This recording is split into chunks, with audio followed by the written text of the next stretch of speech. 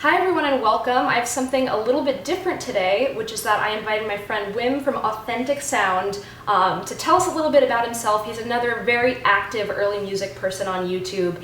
And though I love what I do on my channel, I think we have to spread the love and kind of get to see what other people are doing on YouTube, especially with regards to early music. So Wim is here to answer some questions, kind of introduce himself, and I'm going to encourage all of you to check out his channel because he has some really great content that's actually quite different from what I have, but still very relevant to the early music community. So why don't you tell us a little bit about your musical background and sort of what brought you into this sort of early music period instrument world? Yeah, it's a pleasure, Emily, and thanks for having me. So my name is Wim Winters. I live in Belgium, actually, in Europe. That's a small country there. And I'm playing music basically from Bach to Beethoven for the time being, on my clavichord. So I studied in Amsterdam, both organ, you see a big organ behind me, and piano, in fact, so classical piano school. And then after my conservatory studies, I kind of switched to this piano, which is an Erard 19th century piano. I played a lot of Chopin. And then in 2009, this clavichord came into my life, which is of course much closer to the organ, certainly the baroque organ, and this completely changed everything that I was doing as a musician. The clavichord was, in the 18th century, maybe the most important keyboard instrument, and if you look today in the international scenes or recordings, we might forget that it was. So I found an instrument built by Belgian builder Joris Potvliegen that really, again, it's changed my life, and I'm only playing the clavichord now, from music from Bach to Beethoven. Can you imagine that? So, and that I'm sharing on YouTube, not only the performances, but also the way of thinking, the things behind the scenes, so to say, that's the thing I'm doing. That's great. And so for people who maybe aren't so familiar with all these different keyboard instruments, could you give a really basic sum up of how these instruments vary, maybe in sound or playing technique, just some little easy things for people to remember?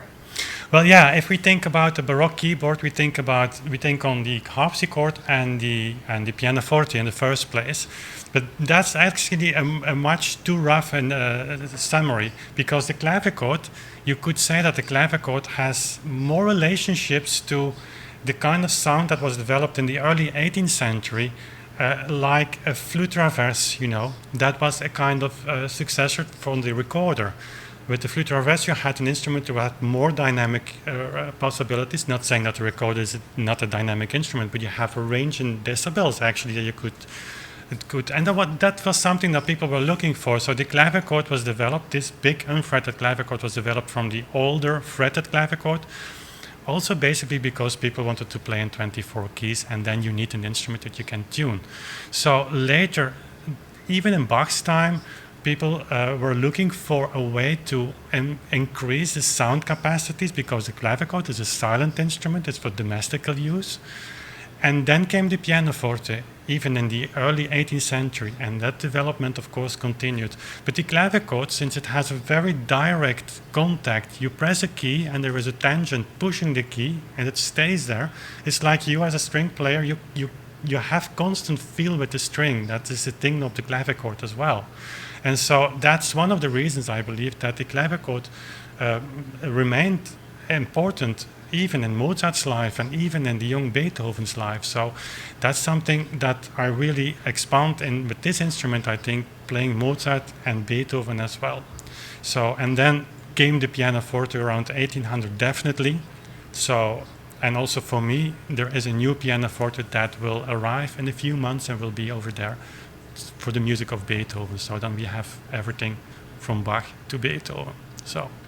Very interesting, and I think what's especially cool about watching your videos is just appreciating, as a non-keyboard player, just the difference in sound and timbre of these instruments really creates a totally different atmosphere, especially if we're used to listening to some of these pieces, very modern recordings on huge grand pianos. Your interpretations on these instruments are so different, and it's so refreshing to hear the repertoire played that way, because these are special instruments, not everybody gets to hear them. So I think that's what's really great about your channel, is giving more people the opportunity to hear these different kinds of keyboard instruments. Yeah, and it's very related to what you were doing because the baroque cello was really close to the clavichord. We tend to forget that as well. And what you said about you playing the baroque cello, the instrument changes the way you play the music, and that's certainly true for the clavichord because it needs a different approach.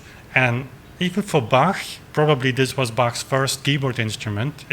For solo music, for orchestral music, the harpsichord was used. That's at least what I believe. And playing that music on a clavichord makes you think about dynamic accentuation, like you as a string player always have to do. And that indeed changes a lot. And it's, for me, really a world was opening with this instrument. I love it so much. And I feel also privileged to share that through YouTube because that's when I was playing in 2009, 2010, I was a late YouTuber compared to you.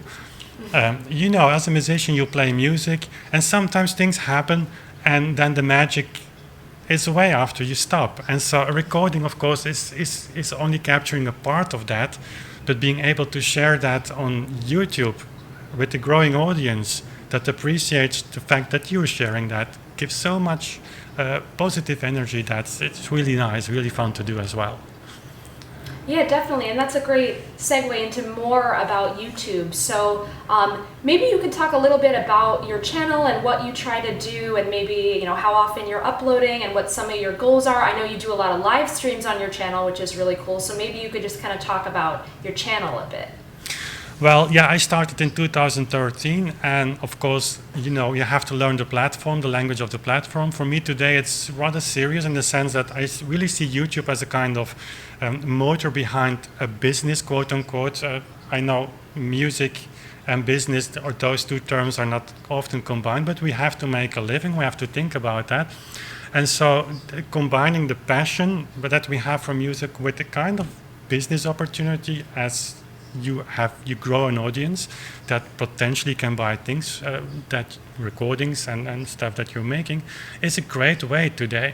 It's not an easy way. So what I'm doing now is not only sharing the performances, so the end product, so to say, but also the process behind the thought process, the interpretation. During live streams, every 2 Sundays, we have master classes. Also, the recordings I make for YouTube are live streamed, so the interaction with people is really important. And I also believe in a kind of YouTube as a kind of teaching tool that's potentially great for people who watch, but also great for you as a musician because it forces you to think much deeper than you maybe otherwise would do when just practicing. Because talking 1 hour about a piece of Bach really makes you dive into that piece really deep. And so YouTube has become for me part of my day job, so to say.